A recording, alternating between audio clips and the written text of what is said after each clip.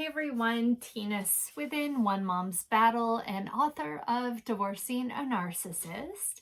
And today I wanted to talk to you about communicating with the narcissist in a court-approved manner.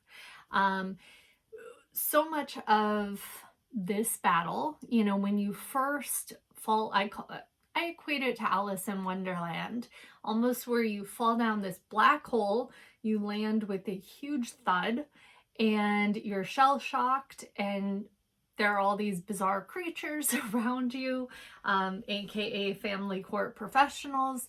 You're in an entirely different reality and different culture, different language, different everything. And it defies logic at every turn. When you're dealing with a narcissist, communication is critical, depending on what the outcome or your goal is. When you're in a child custody battle, there's expectations within the court system, what they want to see. They want to see top of the line co-parenting, which a lot of people will argue is just not possible when you're dealing with a narcissist. But one of the things I tell people all the time, until the court makes the determination that the other party is not capable of co-parenting, your hands are kind of tied. You don't have a choice. Family court is not the place for validation about what you've been through, unfortunately, or the place that you're going to find justice. It truly takes a different mindset, a strategic mindset, and direction for you to navigate your way through this new reality that you find yourself in. So when the court system is expecting you to co-parent and communicate in a healthy fashion, your goal is not what the other person, not to worry about what the other person is doing, other than you want them to show their true colors, to drop their mask. But your job is to focus on you and what is in your control and keeping your side of the street squeaky clean. Your side of the street should be the high road. And that's so difficult for many people to grasp and to accept. And that's where radical acceptance comes into play. If you deviate from that, most likely your outcome is not going to be very favorable. And there's nothing quick in family court. It's very much a marathon. But it is like learning a new language, a new culture, and, trying to understand what the expectations are of you from the lens of family court professionals. The way I chose to operate in my journey was very much being authentic and true to who I was as a person at my core level.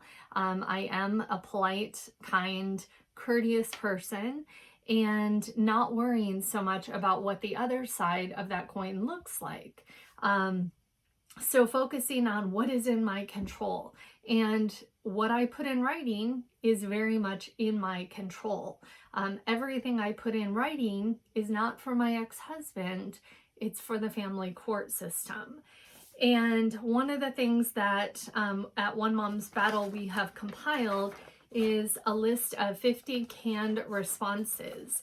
And these are not written by me. Some of them are.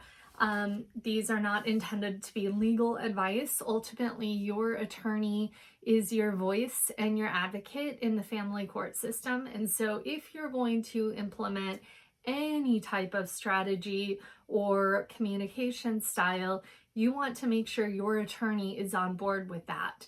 But let's go through some examples from the canned responses. So if my ex-husband was asking me to deviate from the court order by changing the schedule, by changing weekends, what I know to be true is that the court order is very much my boundary, set by the court, not by me.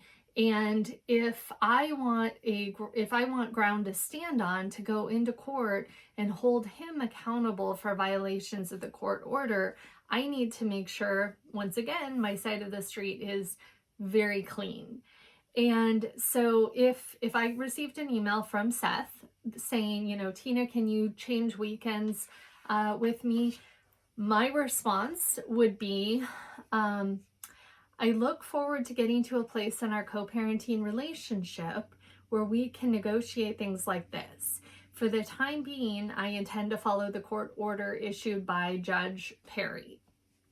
Things like that, to where you're not engaging in conflict, you're reinforcing a boundary that is not yours. It has been set by the court. You're essentially putting in writing that you respect the judge and the court's order. And that way, if it's read out loud in court, it's not reflecting that you are rigid and uncompromising. You're saying, I hope to get to a place where we can be flexible with these things, but right now we're not there yet. But I have hope. And so, again, I'm writing that for the court, not for my ex-husband. And so let's say you got an email that is full of accusations. A lot of people will choose to just ignore.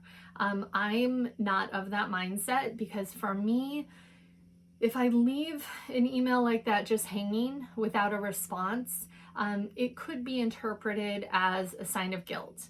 And so, I want to be very careful to not engage at the level he's wanting me to, but also shutting down those accusations. So my response would be, I do not feel these misrepresentations warrant a response, and I see no purpose to this email other than to increase conflict. As such, I'm noting my objection and that your attempt to portray me in a negative light has been noted. I didn't read that exactly right, but you get the idea. And, you can alter these to make them yours. Some of these are a little bit more harsh than I would personally send, but some of them may be relevant to your case. So ultimately, you have to decide that, and again, with your attorney's support. Another type, when you're getting emails that are just trying to engage you, it's almost like they're throwing out a hook and seeing if you'll bite. Your attempt to elicit a negative response from me has been noted. You're shutting it down. You're not engaging. You're taking the high road. And these are, some really great responses. Let's see. If you've got somebody who's constantly, trying to find gray areas in the court orders, trying to find loopholes, just a simple, please refer to our recent court order dated March 1st, 2020. And that's all you have to write, is just that brief, let's see. I will only read and respond to productive communication that will support and foster co-parenting. No further communication on this topic will be sent. Again, you're taking your power back. You're not engaging, but you're shutting it down.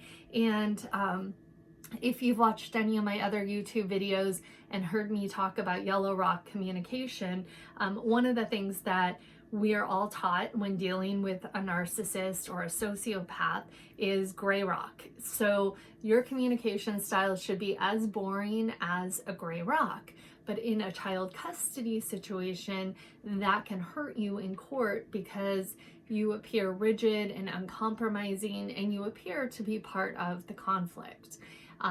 Because once again, the courts want to see kumbaya style co-parenting, and until they deem that the other parent is not capable of that, you have to continue operating from your place of truth, which is, for me, it's very much my place of truth is that I'm an empathetic person by nature, so I can put myself in other people's shoes very easily, sometimes to a fault. I have the ability to self-reflect, also to a fault sometimes. and I hate conflict. And so, that is my authentic truth, where I want all of my communication to stem from. So for me, I created something called Yellow Rock Communication, and it's still gray rock at the core. Nothing's changed with the rock. It's just got a touch of courtesy, and that is who I am. So I'm not being manipulative. I'm being strategic in my approach, but I'm I'm being true to myself, and I'm forgetting who is on the other side.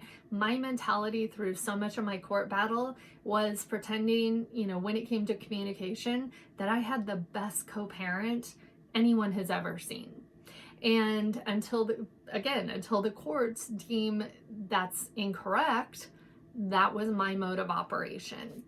So really, taking your communication, I see so many people, when I view threads of communication, whether it's text messages, our family wizard, email, whatever, and people think they're doing a fantastic job communicating, and I read it and I cringe, because when I'm reading something like that, I try to put myself in the shoes of the judge or just any neutral third party. How would I interpret this communication? And a lot of times I see issues with both ends of the communication. So you just want to be really careful. Ask yourself, would I feel comfortable standing up and reading this in front of the judge, in front of a whole courtroom of people? Is this my authentic truth and who I am? And, so keep those things in mind.